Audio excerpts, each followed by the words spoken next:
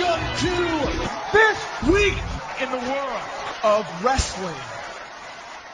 Welcome to TWitWoW, the best wrestling podcast made for wrestling fans, by wrestling fans, on the web today. I'm John, that's my cohort and commentary Ashton, and this is our Lucha Underground review. And guys, I mean, what can I say that hasn't already been said? This is another stellar episode, the fourth one so far in the second season of Lucha Underground tonight.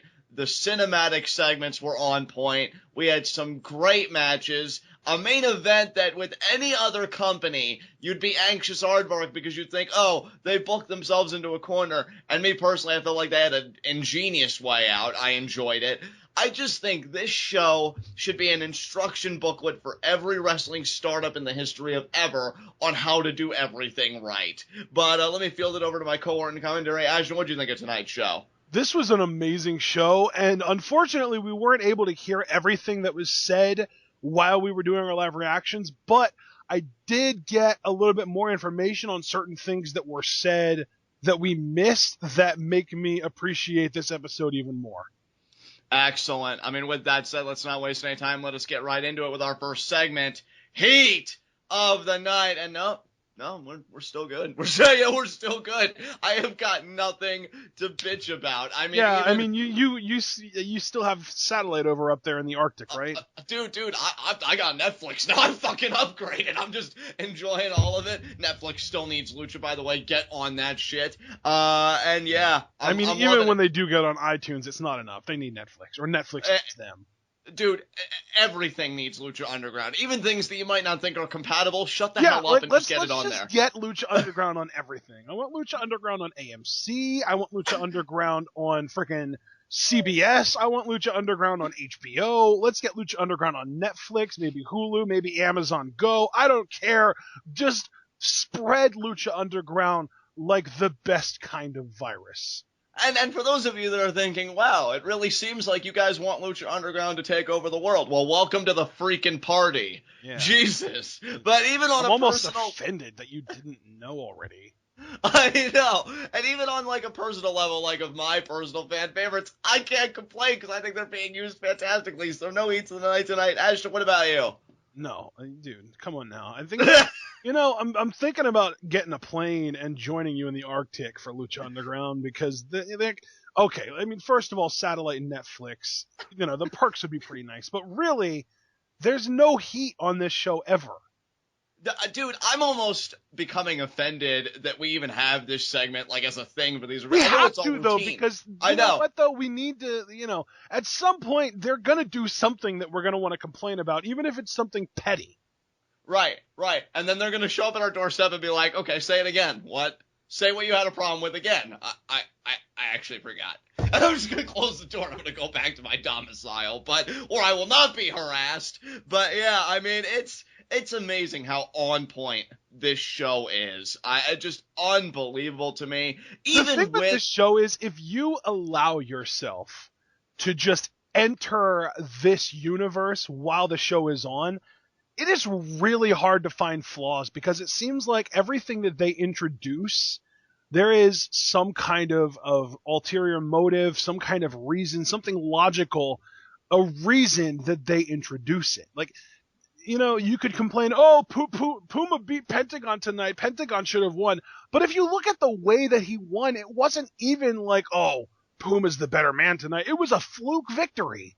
And that's why I loved it. That's why I kind of alluded to it. I thought the finish that they did for that match was brilliant because I'm telling you, Ashton, if it was a WWE or most other promotions, I feel like they would have fumbled the ball. Yeah. And I'm not saying it would have been this like grotesque offense by any means, but I feel like this was the minimal amount of injury. I don't feel like anybody got hurt here. Also, I want to say I love that they had the opportunity to go the cop-out where they have both guys get their shoulders counted and one of them still ended up winning.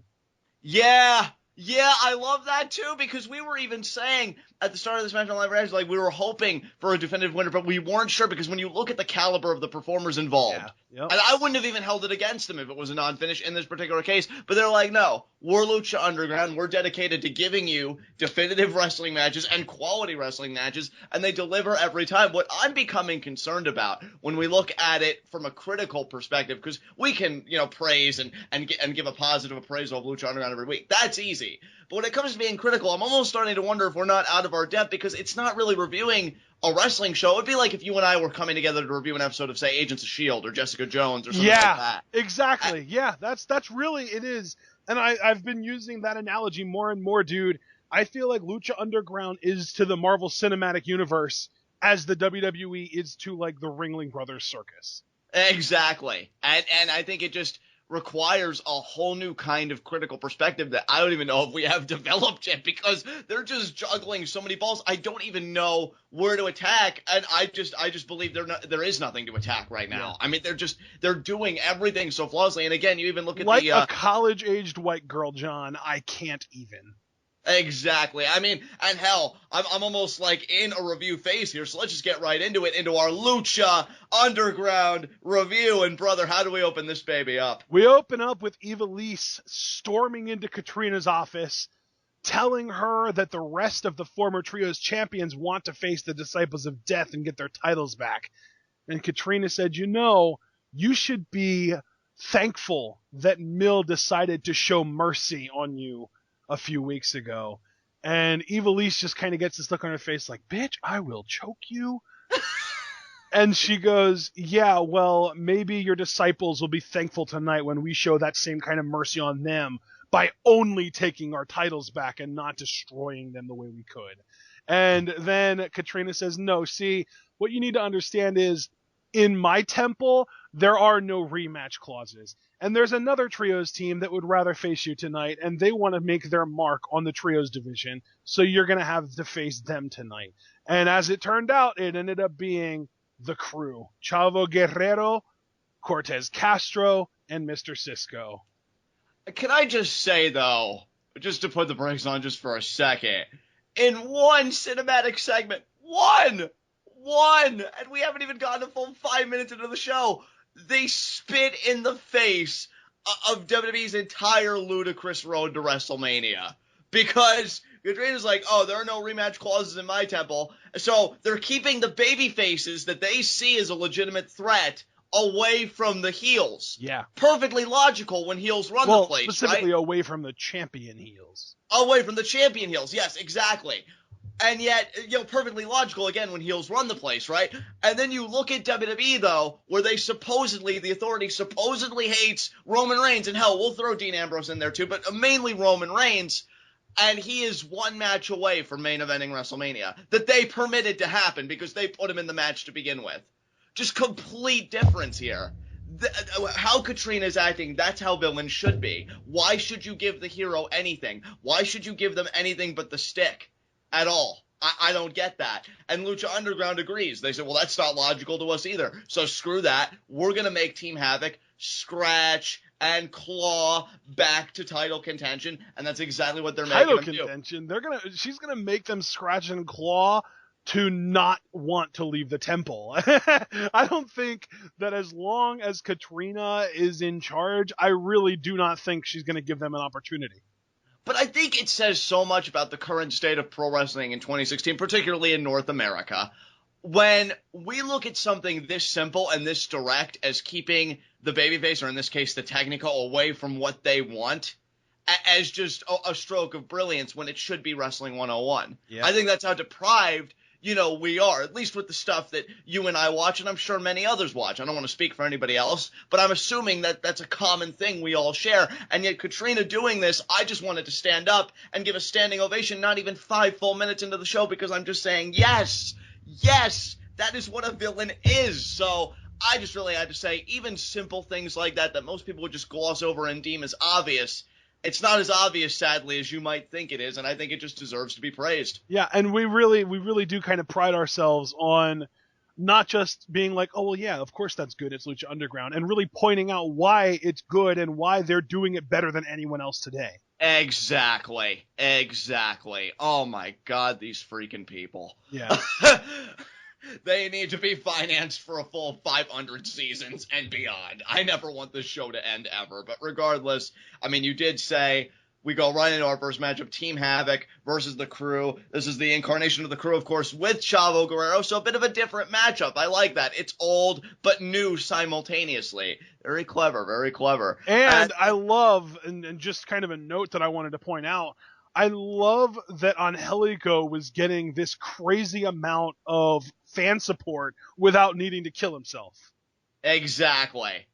You know, and there was really no reason to. There were no titles at stake, and this wasn't even a stipulation kind of matchup. Yeah. No reason for Angelico to take those reckless risks. How great is that, though, that Angelico is this awesome in-ring worker, but when the titles are on the line, he will put his body through anything to make sure that his team walks out with them. I think that makes him, like, probably one of the purest technicos that we kind of underappreciate in that regard, because it's always, I mean, what's the babyface mantra? When you're this close to winning the big one, you give everything of yourself to do it without crossing those ethical boundaries. Angelico is the perfect embodiment of that, because he will risk life and limb if it means tasting gold, and that makes him probably one of the most respectable figures in the temple. And as far as the match itself goes, I even noted when you and I were doing live reactions, it takes on another interesting dimension when you think about the fact that we know more about Cortez Castro now, and we realize his role, that he's not really here to be some kind of a thug or a henchman or to hurt people. He's here for a much nobler purpose, a much deeper purpose, you know, being undercover. So already in this match, when you have all of that information, it really does make it feel fresh on so many levels, and I love Lucha Underground for that, because I feel like WWE could do that with a lot of matches that they do over and over again. I mean, case in point, most recently, Ziggler and Owens, but they don't possess the ingenuity to give it that kind of nuance. So, again, just another thing that I really love that Lucha Underground does, and this is a fun match, dude. Yeah, this was, you know, it's one of those things where this wasn't one of those like classic, like, oh my God, I'm going to remember this match of the year candidate, amazing, but it did its job. It made me love Team Havoc. It established that they really are at the top of the pyramid in the trios division. They just don't have the titles to prove it.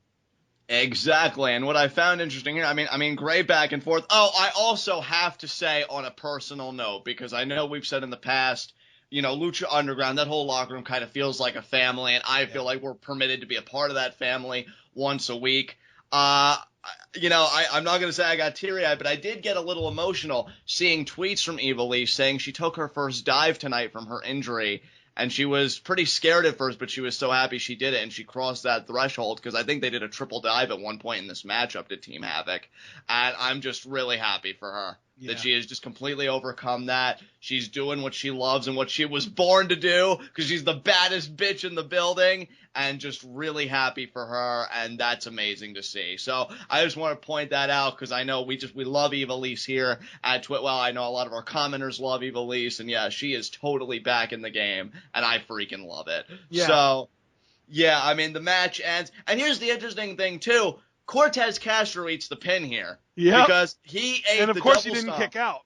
Exactly. That's like the thing, though, is like, well, I mean, they might have pinned him, but he could have kicked out, but Cortez Castro was the one that decided not to kick out, and we have to really question, was he beat down that badly, and he just really, you know, he couldn't muster up the energy to kick out, or did he throw the match? What an ingenious way to protect somebody, right? Because you never know where they're going to take Cortez Castro, so if they're going to take him conceivably to a higher place, you've got to create that ambiguity of, well, was he really bested by somebody legitimately, or did he just throw the matchup because his cover to him in the investigation is more important than winning these kinds of matchups when he knows he's not even going to be a part of the temple once the investigation's concluded? At least one would presume. So, very interesting. I'm telling you, man, I love it. I can't stop heaping praise on this place, even with their opening bout. So, a lot of fun. Great job to Ivelisse and Team Havoc, and Cortez Castro, man, keeping that investigation alive. Yeah, and the crazy thing, too, is that Angelico was actually the one that sparked the comeback. Yeah. We were even talking about that on our live reactions, how it seemed like, you know, Son of Havoc and Ivelisse were both getting caught up by the numbers game where the other team would kind of team up and take, you know, single one of them out. Angelico found an answer to every single time they tried to multi-team him. Exactly. So Angelico was really on point tonight. He had a fantastic night. And unfortunately, though, after Team Havoc gets the win and they celebrate, it didn't seem like the night got any better for the crew, Ashton. No, poor Cortez Castro, man. He had a rough night. He obviously ate the pin, whether it was intentional or not. He ate the pin, and then Chavo was all up in their faces and talking about how horrible they are and how they're worthless and this stuff. And then who shows up but frickin' Texano? And he just starts just tossing punches out with that bullwhip. Yeah, he starts whooping ass. And the crew wants no part of it, so they kind of head for higher ground. But Texano, man, I saw a look on his face, I think when he had, like, the rope between his teeth, and he just looked rabid. Like, he wanted a piece of those guys. So, yeah, Texano coming back in a big way, just putting the fist to everybody. And that bull rope is more ferocious than ever, I guess. Yeah, he's definitely gotten to the point where this temple really loves him. Yeah, and you know what? Again, I think we touched on this a little bit. I really do think he's in the right place at the right time, because now with Patron gone, Texano can have more dimension to his character because he's not joined at the hip with Patron, and he can be that guy. How great is it that Texano has become more interesting, not only because of the vignette that we got, but also because El Patron's gone? Exactly. It kind of forces him to be, because before I feel like, okay, he's just Patron's nemesis and not really too much more than that. I mean, unless, of course, you're educated in AAA, which I know you and I are not, so we're kind of the exception. But now that's not even going to matter, because knowing that it's LU and how brilliantly they give backstory to their characters, oh my God, it's going to be great for him.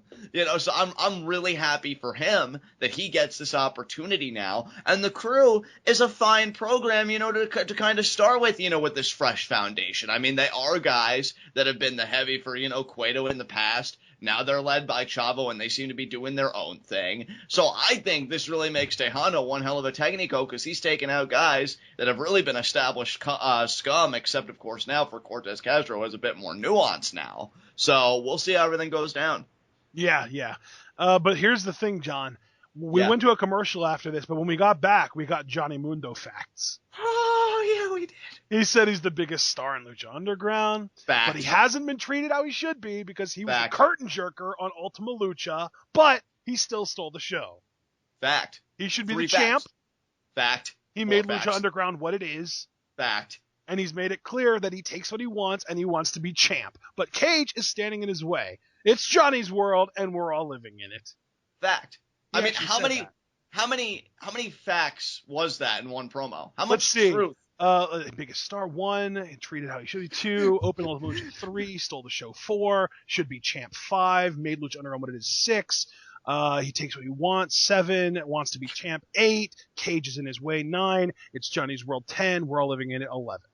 11 facts. 11 facts. In like 2 minutes, if that. In 2 minutes. 11 facts. Beat that, Tyson kid! Yeah, we miss you, Tyson, but seriously, eat that. But regardless... I didn't say eat that, I said beat that. Well, eat that and beat that. I mean, do whatever you want with it, regardless you're not going to. And if you try and eat it, it won't be very easy to digest. Damn right. You're never going to see a Rudo be that honest with you people. Now, I don't really... That's what makes Rudo's great, is honesty. Exactly. And I don't like the fact that this baby back bitch... Cage is just thinking, oh, I'm going to get a Lucha Underground title shot, but I've got more to say about Cage later. But as far I'm a contemporary Scott Steiner. What are you going to do about it? Fight? Yeah, exactly. Ugh. But again, I have more to say about Cage later on in the show, but this vignette did my heart so much good. I love Johnny Mundo so much, and I will be a worshiper of the Palace of Wisdom forever and ever. And ever. So, it's like friggin' Terry Funk. Forever! Forever! So what came after this, man? Joey Ryan confronting Cortez Castro. You know, man, I've always been a better cop, and if you want to learn a thing or two about this wrestling thing, just watch me. God, Joey Ryan immediately just fits right in. He's so perfect. He is. And... No, I almost have to wonder, too. I wonder if the WWE, or if Lucha Underground is going to end up kind of going after more white characters, because they, Joey Ryan, Johnny Mundo, it seems like some of the more established names that they bring in, obviously Rey being the exception, are the WWE guys. And it almost makes you wonder now with Wade Barrett, Stu Bennett, whatever you want to call him, leaving WWE. I wonder if we're going to see him in the Temple in the next few years. Dude, honestly, thinking about how when Wade first came in, he had the whole bare-knuckle fighter gimmick. If he would go back to that, but in the confines of the Temple, dude. Because the Temple's all about fighting, right? Yeah, it is. So, and if they're assembling all the best fighters in the world, so that would be, dude, we'll talk about that when we get around to future seasons, maybe. Hand in the fucking glove, brother. But, regardless, this was amazing. I love Joey Ryan already. I like the dynamic between him and Cortez Castro, that they don't necessarily like each other, but they have to partner up for the greater good. Although I have to wonder, because again, I mean, you know that Lucha Underground, with their aesthetic and their style of telling stories, the kind of movies that they pay homage to and the kind of things that they gravitate towards, you have to wonder if one of them is really going to like the Temple life and become corrupted. I would think more Joey Ryan, since Cortez Castro had his chance to be corrupted, or if they really are going to steer clear, keep their noses clean, and just focus on the task ahead. Because again, nothing in Lucha Underground is ever crystal clear, so, I find it to be a legitimate question. I guess we'll just have to wait and see. Yeah. Yeah, so Joey Ryan is obviously kind of a doucher. Right. But this is in real life. Well, this is in the first level. Or no, I'm so confused. There are so many levels of kayfabe, it's hard to keep it straight.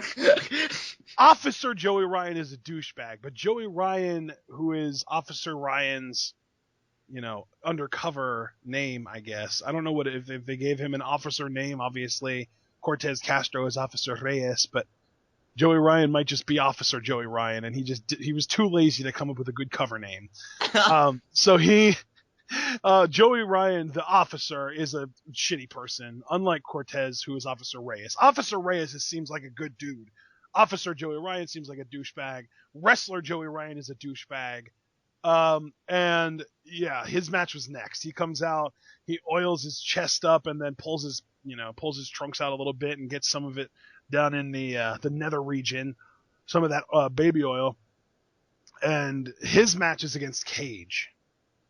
Yes, which very interesting to me, because again, we have the precedent established that guys do lose on their debut, but then again, that Johnny Mundo has, beef with Cage, so is he gonna, interfere during the matchup and give Joey Ryan the chance to win? So, you have that intrigue going into it. It's not a foregone conclusion, and I think these guys go out and they have a solid matchup. Joey Ryan really holds his own against Cage on his first night to me. What did you think? I mean, I don't think that anyone would say that Joey Ryan is a big guy, just kind of in the overall realm of wrestling. But in Lucha Underground, because a lot of the performers are smaller, he comes off as a bigger guy. And I don't think he's as big as Cage, but he definitely has the size relative to Cage to be able to kind of stand up to him, and it makes sense, and it's believable. So this was a really well done match. I love that Joey Ryan kind of beat Cage. Well, he didn't beat Cage, but when he got the upper hand on Cage, it was using sort of that cleverness rather than just kind of physically overpowering him. Yeah, I like the psychology that he sprinkled in, throughout the matchup, first kind of working over the arm, and then there was another point where he takes Cage down by the legs, going with that whole Redwood philosophy. So I really like that, but no matter how much Joey Ryan tried to stand up to Cage, Cage ended up putting him down. Because, if I'm not mistaken, Agent Cage won this matchup with a pile driver. With a Steiner screwdriver. Freaking Steiner screwdriver, baby. Holy shit. When we were doing live reactions, I saw it and I was trying to figure out what the name of that move was and where I had seen it before. So I just called it a pile driver, but then it's it was the Steiner screwdriver. So his transformation into Freakzilla is getting closer. Indeed it is, and I'm certainly not going to complain, because Scott Steiner, the only Hall of Famer worth having in your hall, as far as I'm concerned. So, there you go. Freaking love Scott Steiner, and if Cage is going to be Scott Steiner 2.0, that's a sequel I can get behind. But regardless... Not even like what you said with Baron Corbin, where he's the more articulate Scott Steiner. No, Cage is just Scott Steiner 2.0.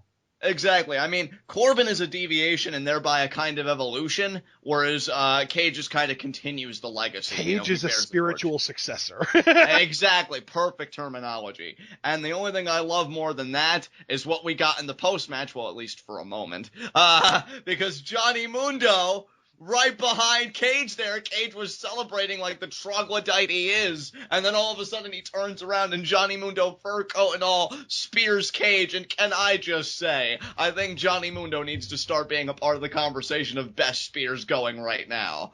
I mean, that was just beautiful. Agree. Yeah, he throws one really good spear.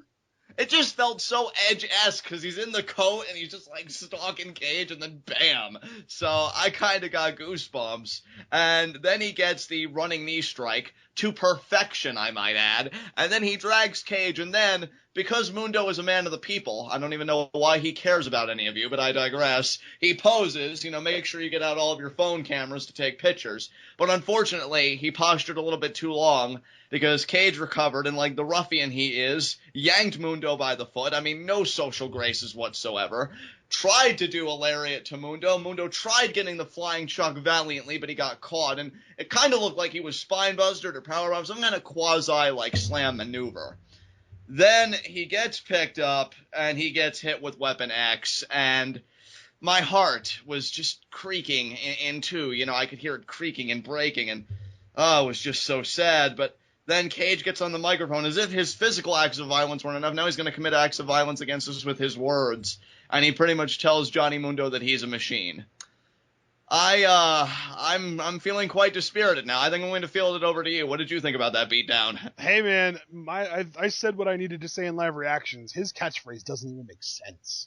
Well, what else doesn't even make sense is how Cage has gotten the upper hand on Mundo yet again. It's almost like Lucha Underground's trying to tell us that, can I even get it out, that Cage may be better than Johnny Mundo? I mean, well, you know what? I guess we're going to find out next week, because we are getting Cage versus Johnny Mundo next week in our main event.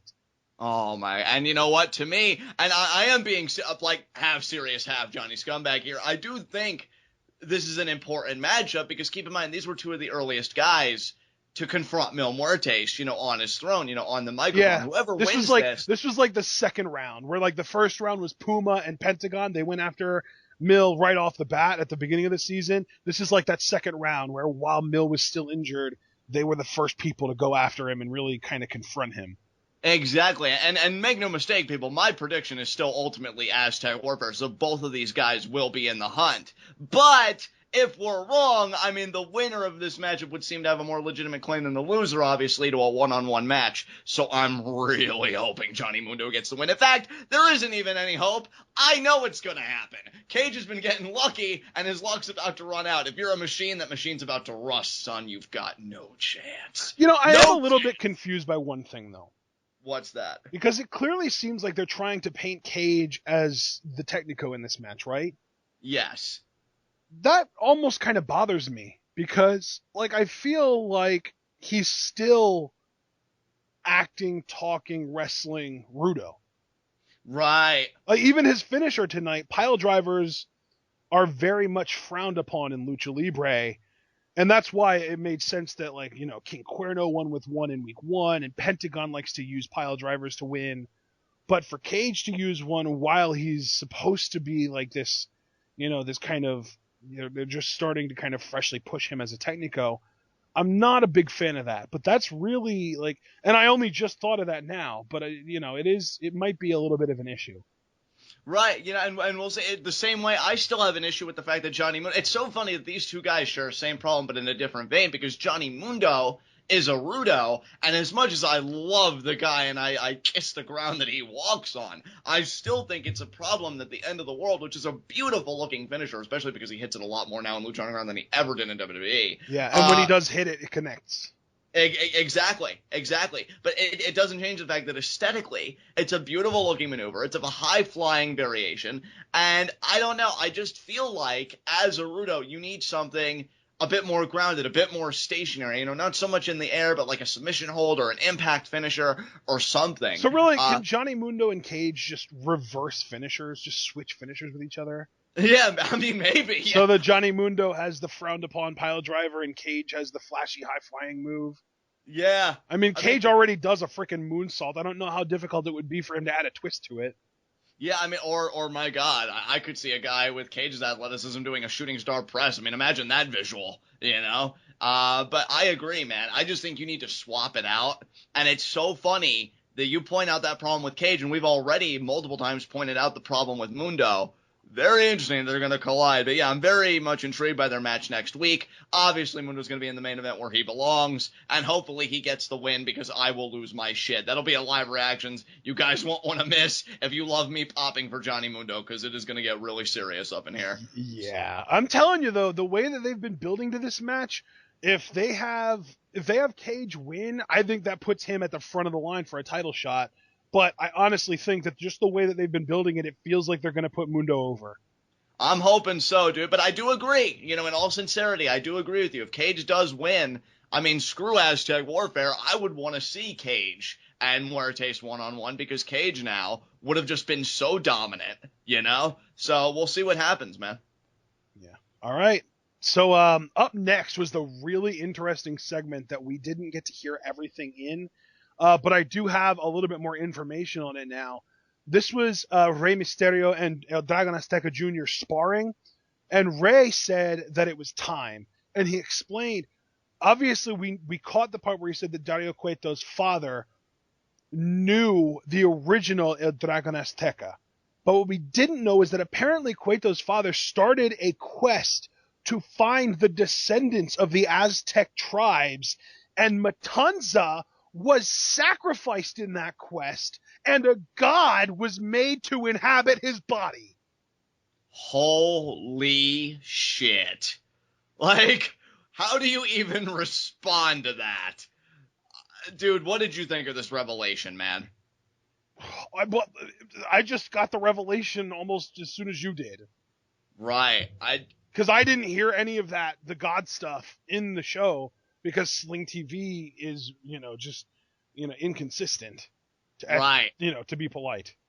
Exactly. And, to me, we know now, God inhabiting a body here. We got mentions of, tribes and gods coming in the form of men. Yeah. I believe just last week with Aerostar and the tribesmen. Was it last week or was it week 2?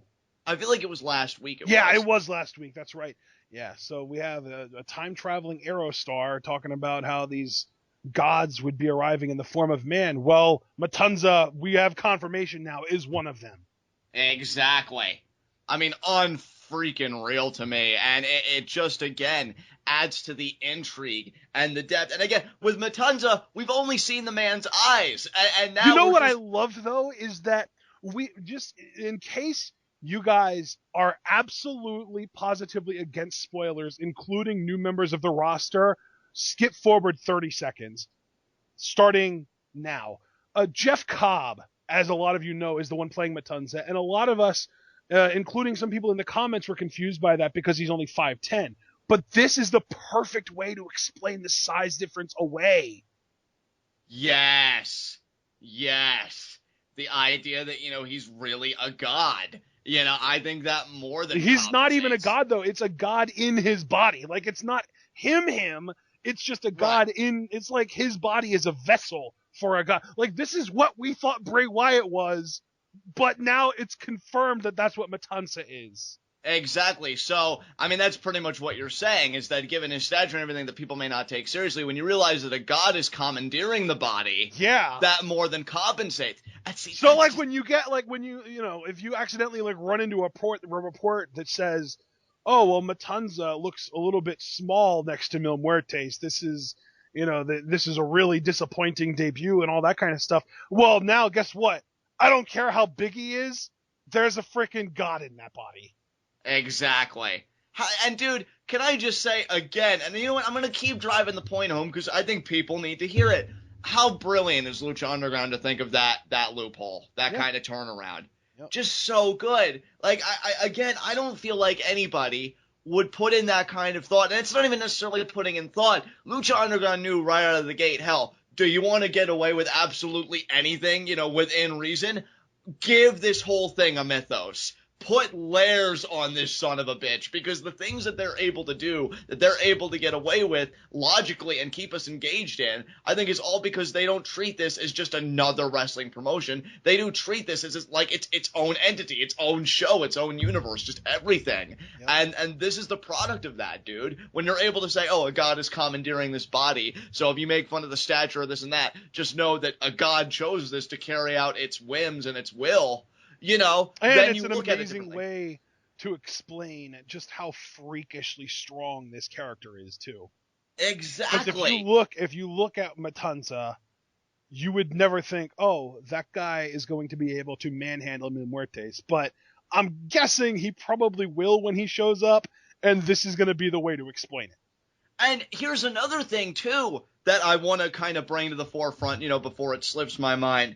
A lot like Cortez Castro, who we know is Officer Reyes, and is very sympathetic because he's literally putting his life on the line for this investigation. How sympathetic? Because think about this for a second. I think this makes Matanza, in my opinion, incredibly sympathetic, because we know from the first season he was maltreated by his father, and probably by his brother Dario too. Well, and the worst part now is not only was he mistreated by his father, he was literally killed by his father. Exactly. His father killed him so that a god could have his body. Exactly. So how sympathetic does this make Matanza the man? You have to wonder, you know, and I hate to, I know this may be like a weak parallel, but you almost have to wonder, because I just got done watching Jessica Jones, which is an amazing show. Everybody needs to watch that. I know I'm probably really late to the party with that recommendation, but regardless, you know, you think about the villain Kilgrave and how he told people to do things, and he has mind control, and he makes people do things against their will. What is the will of Matanza saying when he's being commandeered by this god? Like, does he feel sympathetic? Does he feel remorse when he's eating a man's face or he's ripping people to shreds? Is he sickened by the inhumanity being expressed? That's the thing, though, dude. Like, Matanza is dead. Right, so there's just nothing of Matanza left then, because I know he was so like no conscience for anything. They sacrificed Matanza, and the body that was left was like a meat sack, a meat suit that a god took over. So there's really no chance of like Matanza, the man that he used to be, like fighting back or anything, because there's just nothing, just a meat Not sack unless Catrina brings Matanza back to life and he fights the god off. I don't know. Which, I mean, that's not an impossibility. Not with this freaking place. Well, yeah, and that's the thing, too, is Catrina apparently has freaking control over life and death, so there you go. I mean, Catrina could look at Matanza being commandeered by this god, realize, oh shit, my golden egg-laying goose in Mil Muertes is in trouble, learn the secrets of Matanza, and then resurrect that spirit for all we know. And then you have two struggles, the external being Matanza, you know, the god version, against Mil Muertes, and the internal struggle between Matanza's humanity and the god that possessed him. You know, and that, I think, is a possibility. Maybe. Even if it isn't, still, holy shit, all right? Like, this is an amazing revelation. And I love, too, and this is something I said in live reactions, that Rey Mysterio kind of has this dual purpose. We know he's probably going to compete at one point. That's a given. I mean, you don't have Rey Mysterio and don't have him compete. But in the meantime, he's still serving such a vital function by being the bearer of all this knowledge and all this backstory that we have been craving. And who would have thought that it would have been Rey to dole all this out to us? But it works because of his relation to El Dragon Azteca, and now El Dragon Azteca because Jr. of the freaking first issue of the comic. Exactly. Oh my god, this show is on top of everything. Dude, do you have anything you want to say, man? Because this show just continues to blow my mind. Do I have anything I want to say? The problem is that I have too much to say and we don't have enough time. Dude, get it out, man. What's on your mind? What's your mind racing with? I just threw out like a million theories here. What's your mind thinking of here? Well, my mind is immediately going to... I feel like Rey and El Dragon Azteca Jr. are like the freaking Ghostbusters getting ready to take out Matanza and like suck the god spirit out of his body with a vacuum. Yeah. Oh, and, like, I am so mind blown from this. I don't even know what to speculate. And, you know, this, I think, leads another intriguing dimension to me. I don't want to get too far away, but it's Lucha Underground. I don't really know when you really become untethered and start, you know, speaking nonsense.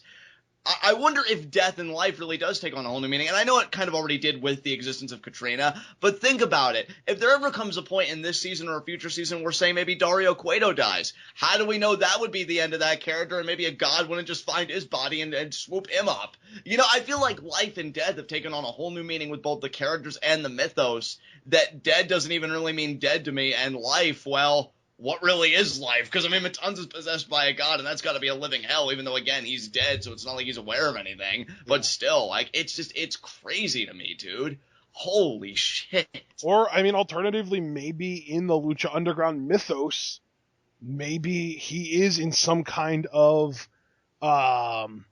what's the word that where you're Limbo? like... Yes! Limbo. What if he's in limbo? Maybe. And Thank you, again, by the way, for the word, because I of course, struggle with that for 10 minutes. Johnny Clutch, yeah. So, yeah, Johnny I mean, Clutch dude. bag. I was going to say clutch bag, but I didn't know how that would hit the ear, and you just proved it. It's it tremendously. So, yeah. The ear is satisfied. Oh, always. But yeah, I love this, dude. I think for no other reason, I can't wait to go back and watch this again with you, because, I mean, the training sequence was nice, and it shows that Rey's taking this role seriously, and he is like this guardian, this hero, whatever. But to be honest, I don't mean to be dismissive, it's Rey. I would expect him to be this kind of technico role, you know, given his popularity in Mexico and everything. What I'm really salivating over is the freaking backstory we got, and the information that was revealed to us. That is incredible. And then, oh, by the way, Rey also cautioned Azteca Jr. from seeking revenge, and he talked about uniting the 7 ancient Aztec tribes. So, Aerostar, work smarter, not harder. You didn't really need to time travel. Rey knew that you needed to unite the tribes and that there were gods in men's bodies. Maybe he just time travels because he can, and he loves the feeling, like I would, you know. Oh my god, but yeah, and you know what too? That's the thing, because we see in the comic, and I'm sorry that we're still on this segment, Ashton, but my brain... No, it's amazing. Stopping. We can't not talk about the whole thing. Like, we see the comic, right? The first issue. Yeah. And we see Rey give El Dragon Azteca Jr. the same warning, because El Dragon Azteca Jr. is like, yeah, man, you know, you're going to put on the mask, we're going to give it to him, we're going to hand it to him, you know, more or less. I'm just really turned up, like, I'm just snorted some He's crap not a revenge seeker, he's a peacekeeper. Yeah, and that's what Rey said. But we see that dichotomy in the comic, carries over in the TV show. Now, think about another character. Black Lotus, who I think had a similar dichotomy in a way, and yet she ended up killing El Dragon Azteca because she chose to believe Cueto. I think El Dragon Azteca Jr. is going to have his own inner turmoil because he's going to want to listen to Rey, but he himself wants to seek vengeance, and again, with Lucha Underground, there's just so much ambiguity and so much muddied waters and everything. Like, I can't trust the idea that El Dragon Azteca Jr. is going to follow Rey 100%. You know what I mean? And, you know, I just wanted to point this out also. We still don't know if Cueto lied or if he was telling the truth when he told Black Lotus that El Dragon Azteca, the original, was actually who killed her father. And here's my counter question to that I didn't really think of last season, but again, my brain's just firing a million ideas a second here. Even if Cueto was telling the truth, that El Dragon Azteca killed Black Lotus's father, well, then I have to ask, and again, I don't mean to sound like a scumbag, but what kind of man was Black Lotus's father? Because from what we've seen of El Dragon Azteca, he seems like a pretty principled guy, so I don't think he'd kill somebody without just cause. So what kind of man was your father, Black Lotus, that you may not have even known about? We really there's so much left to be told about that story, because really, I mean, you're questioning the motive of Black Lotus's father. What if El Dragon Azteca wasn't as good of a guy as we thought he was? And that's an equal possibility. And the alternative is, what if he was, and Cueto was just lying to Black Lotus to get her to kill him? Right. And here's the thing, if El Dragon Azteca wasn't as above board and like this righteous guy that everybody thinks he is, well, that would really screw with Rey and El Dragon Azteca Jr., because what the hell are we fighting for then? You know, like, so many freaking questions, dude. And I feel like every time we do these reviews and we get to segments like these that just have such a huge revelation, you don't really get many answers. Not at least as many answers as you think you'd get, because more questions just enter the fray. And I love that, because that's what keeps the pulse of the show going. This was just genius. God. Yeah, it was. All right, so now we have to kind of come back to the show itself, and I feel like we were just on another plane, and Lucha Underground itself is on another plane, so we were on a plane above a plane, and I kind of want to go fly somewhere now. Yeah, that was like an astral experience. So before the main event kicked off, we got the official announcement that we were going to get Cage and Mundo next week. But then we get Puma and Pentagon, and this match was fun, if not shorter than I had hoped it would be. Yeah. I mean, this was just great stuff between these two. Puma just fought him. Yeah, I freaking loved it. And you know what, Ashton? I love the finish. Because to me, it's like you said at the start of TWitWoW tonight, it's the idea that Pentagon, he really gave Puma that win with one mistake. His shoulders were down, Puma had the counter, and they gave it the win. And honestly, I can't wait to go back and watch this again, because I never really have my audio going when we do live reactions. I think you guys know that by now. But the look on Vampiro's face, he looked miffed. And what I love about what Vampiro's been doing this season, like, he both tries to distance himself from Pentagon, but also affirming his, like, admiration and his support for him at the same time. Like, at the start of the show, right, when Stryker's doing the usual intro, Vampiro's like, and we're getting the biggest main event in Lucha Underground history, Prince Puma taking on Pentagon, and then he starts talking about Pentagon about how he's ascended and how great he is, but at the same time he's saying, oh, well, brother, why are you getting on me about that? That part of me is, like, behind me when they're like, oh, are you still mentoring Pentagon or this and that? So it's like this dichotomy of, well, I'm a fan, brother, but I'm just a fan, brother. Yeah, it's like he's basically saying, like, oh, Pentagon's awesome. Don't you dare bring Pentagon up to me. Exactly. I mean, I hate to use this term, seeing as though that's kind of like, I guess, what he has going on or whatever. Schizophrenia. Schizophrenic. Yeah, very schizophrenic. And just the look on his face. But, and that's why. You know what, though? I don't even think, I think schizophrenia is sort of different than what we normally think it is. Let's just go with multiple personality disorder. Yes. I think that is better. He's got something going on, man. I'll tell you what. And we really haven't. And that's another intriguing thing, too. Like, we've gotten those bits of checking in on Vampiro, so I think there is progression with him, but we haven't really gotten anything explicit, like a cinematic vignette saying him maybe struggling with taking that medication or anything like that. Nothing like that yet, but it's just very interesting, the interest he takes in Pentagon's matches for a guy that claims that he's really distanced himself from Pentagon to begin with. But yeah, this match was stellar. Again, any other company, I feel like, would have such a problem putting two of their biggest guys in the ring and then thinking, okay, well, we're giving the people what they want, but what's the finish? I think Lucha Underground found the finish. I love this because it was both definitive, but I think it did such a great job protecting both guys. No harm, no foul as far as I'm concerned. I mean, Ashton, do you agree with my assessment? Do you have anything you want to add? Oh, no, dude, I completely agree with you. The finish to this was perfect.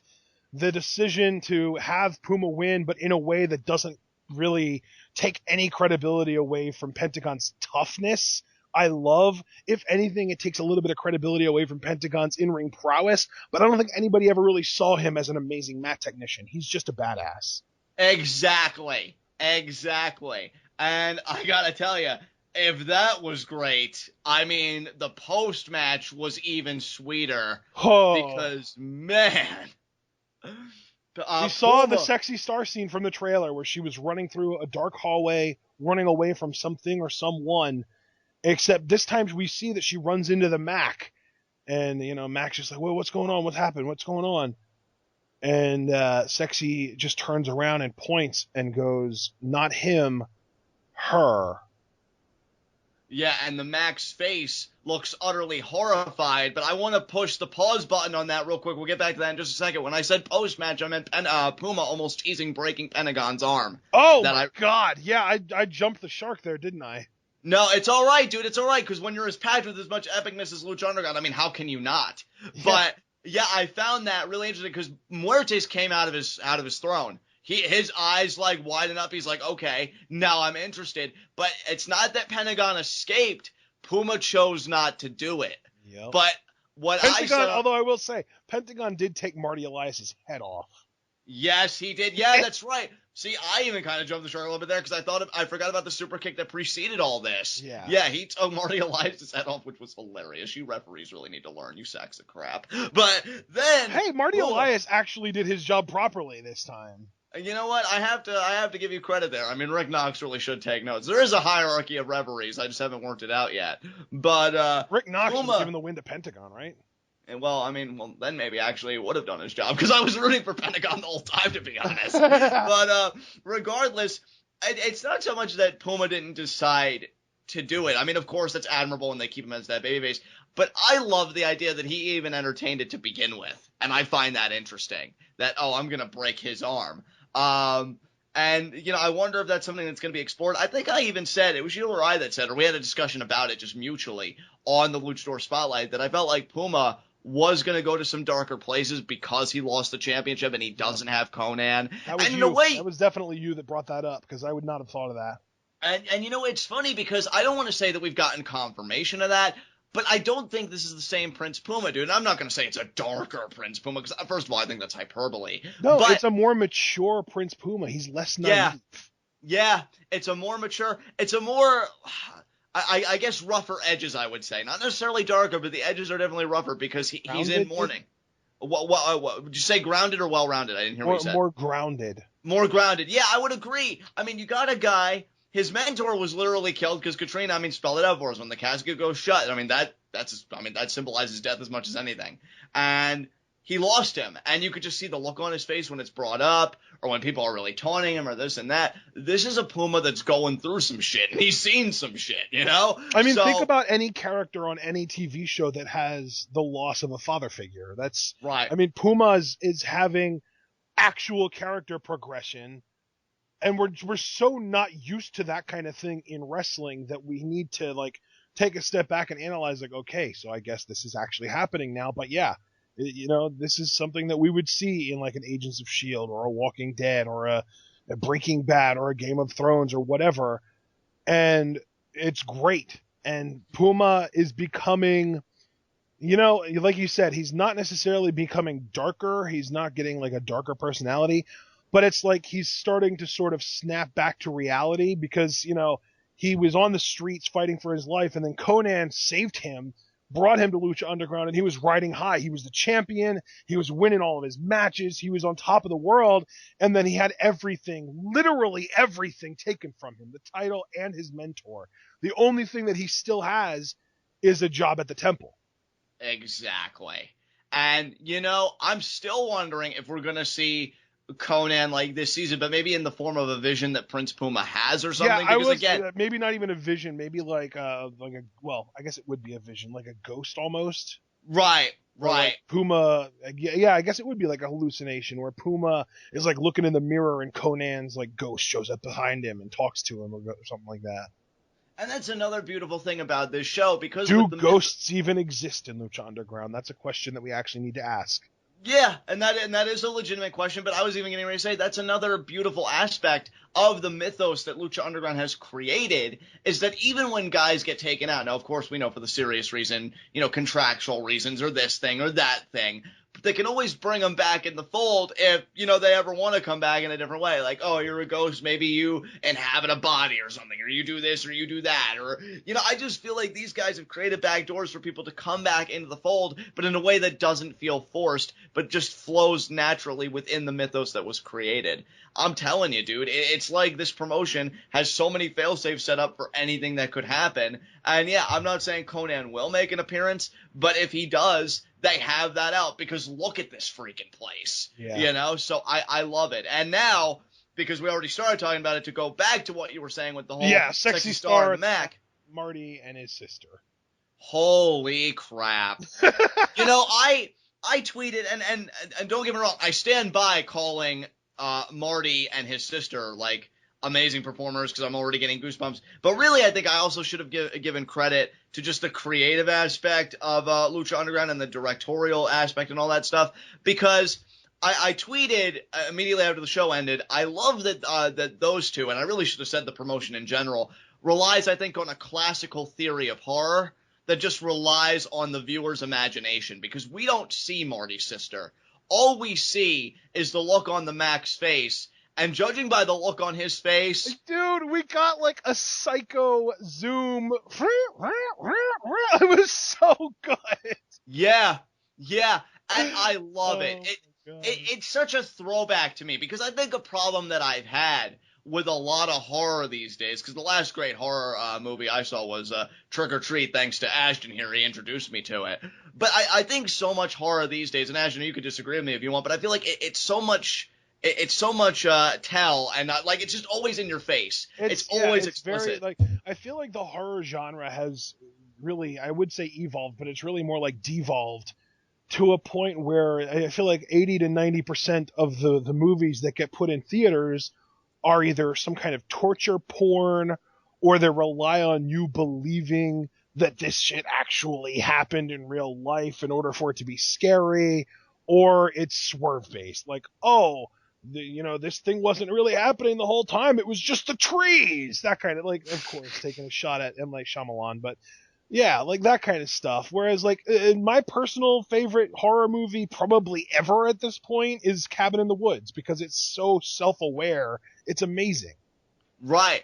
And I feel like what brings me back to Lucha Underground, why I even invoked horror in the first place, is because this is a horror-esque storyline to me. You have a woman and I abducted. Guess, you know what, though? That's the thing with Cabin in the Woods, is it is very, like, tell in that they show you all these horrifying creatures and stuff, but it's also a parody. So in a way, that's like, they're agreeing with you. Like, you need to stop being so outright with showing all this shit. Right. And with Lucha Underground, what I love about it is, again, this is a horror storyline. You have a woman being abducted, which I love, because, I mean, we have to be honest in that's a thing that's very grounded in reality. That's a thing that's more common than I care to admit, unfortunately, in our society. So she's a victim of that. Then she gets away. Then the Mack's all like, whoa, sexy, what's wrong? Calm down, what's happening? And then she pretty much tells him, not him, her, when she's explaining the situation. The Mack looks, we don't see shit.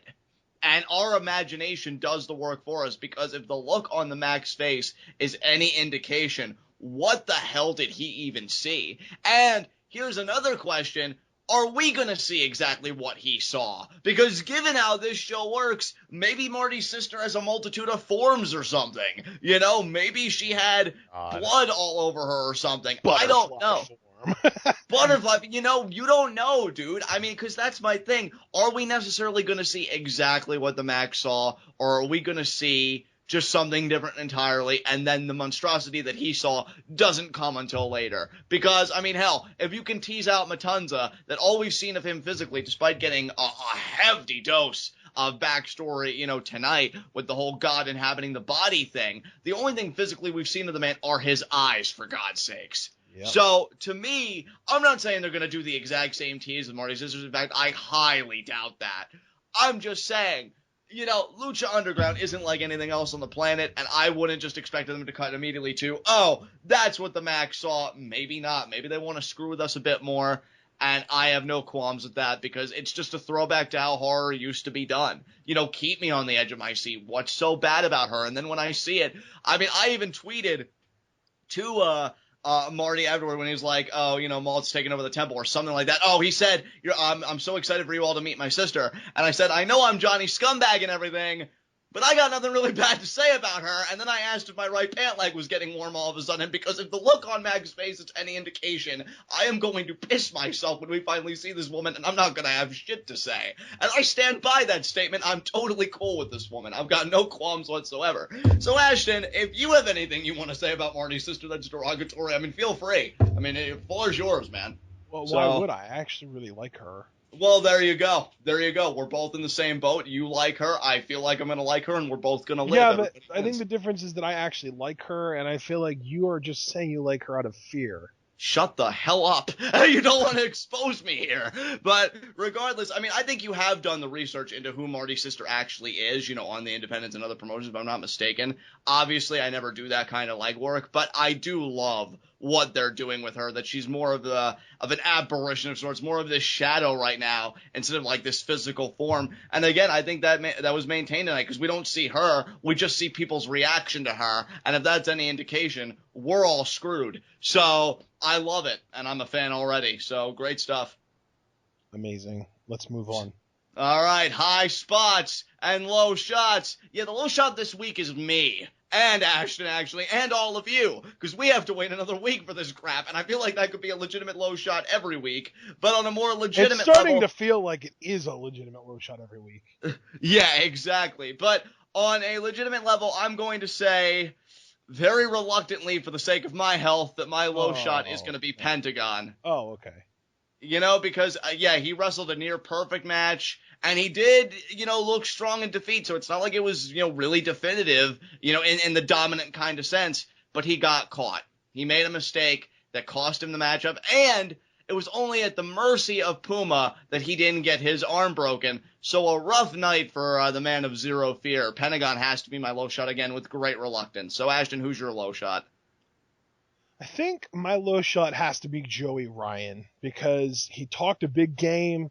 You know, he was telling or not Mr. Cisco, Cortez or Agent Reyes or whatever you want to call him, you know, if you want to be good at this wrestling thing, just watch me. And then he proceeded to lose. Yeah, makes perfect sense to me. Moving on, I'm going to be a bit cheeky with my high spot. My high spot's Marty's sister, because we don't even see her, but she is the last thing we hear about on tonight's episode, and already she is leaving people terrified, and she didn't even lift a finger. Keep in mind, that's also keeping in the same company of the current Lucha Underground champion, who's still sitting on his throne with a broken arm. Again, I don't know what's made me so bombastic all of a sudden, but I'd say on this particular night, Marty's sister was more terrifying than the freaking Lucha Underground champion is right now. So, yeah, Marty's sister is my freaking high spot. I love that. I love that. That's awesome. I'm going to give my honorary high spot to Ivelisse because of the fact that she overcame that, you know, that post-injury fear of the suicide dive that she did. That's awesome that she said that on Twitter and that she's, you know, she overcame it and she's recovered. It's awesome to see her back in the ring and not injured. And I'm just looking forward to seeing more of her this season. But my high spot, after this show was over, there were only two people that I could think about. And Marty's sister was one of them, and the other one is Prince Puma. So Prince Puma is going to be my high spot because he slayed the beast tonight, man. Pentagon Jr. has been a thorn in his side since this episode started, or since the season started, and he handled him tonight. I know he didn't beat him in a way that really proves that he's the tougher guy or anything, but he got the shoulders down for 3. He got his hand raised after the match, and then he proved that he has a stronger moral compass than Pentagon when he threatened to break his arm, but let him live. And it's like saying, like, you know, I had your life in my hands and you're alive because I let you. Exactly. Dude, I love both your honorary high spot and your high spot. In the case of your honorary high spot, Ivelisse also tweeted that she'll never be defeated, not by injuries or anything else. And I responded to her, you're damn right you won't be, because you're the baddest bitch in the building. I'm so happy for her. She, to me, is what pro wrestling is all about. I'm just so happy we get to see her, you know, every week or every other week on Lucha Underground, the best place to be right now. And as far as your high spot in Prince Puma, you got to give it up for the guy. Gold or no gold, he's still the man around here to me. And he proved it tonight when he beat Pentagon Jr., and he decided, again, in your words, to let him live. I mean, that just shows that he is still the moral compass of this place, and we certainly need one given all the darkness that surrounds it. So, with that said, is there anything else you want to say about tonight's show? No, this was just an amazing show. The next week can't get here fast enough, and I just think we have to get through a WWE pay-per-view between now and then. I know. You know, it's so funny because as much as I'm into at least the main event of Fastlane for all the intrigue, I'm already thinking about, and I even tweeted this out, I'm already thinking about Johnny Mundo versus Cage next week. Like, nothing else even matters except that match to me. Yep. So I've got to wait patiently, and you all have got to wait patiently for my freak out, so let's endure all the pain together. With that said, guys, this has been the most amazing show on the planet, Lucha Underground. This has been TWitWoW, the best wrestling podcast made for wrestling fans, by wrestling fans, on the web today. I'm John. That's my cohort and commentary, Ashton. Guys, be sure to comment and subscribe on YouTube. Ashton, what question do you have for our subscribers this week? This week, I'm gonna toss it out there, guys. We know now that Matanza is you know, he's been taken over by an Aztec god.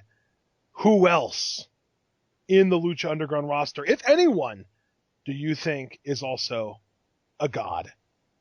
Yeah, excellent question. Start that speculation, start that conversation down in the comments below. Be sure to take that conversation over to Pweetov. That is Pro Wrestling is taking over Facebook. You will be right at home. So many rabid and ravenous Lucha Underground fans, I promise you. But if Facebook really isn't your scene, you can take that conversation over to the TWitWoW subreddit, where you can find all of our TWitWoW content, and you, as a member of the TWitWoW subreddit community, are endowed with the power to create your own threads related to pro wrestling, especially Lucha Underground, so get on that.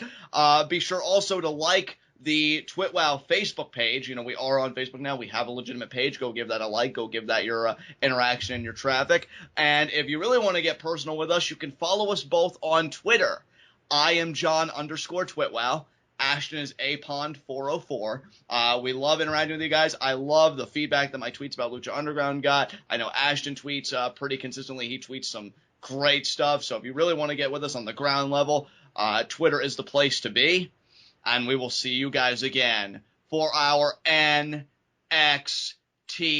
review, where it is a number 1 contenders match. Sami Zayn versus Samoa Joe. The winner faces Finn Balor for the NXT Championship. Will the Zaniacs find their way back to an NXT Championship opportunity? Or is Joe gonna kill you? Tune in and peace out.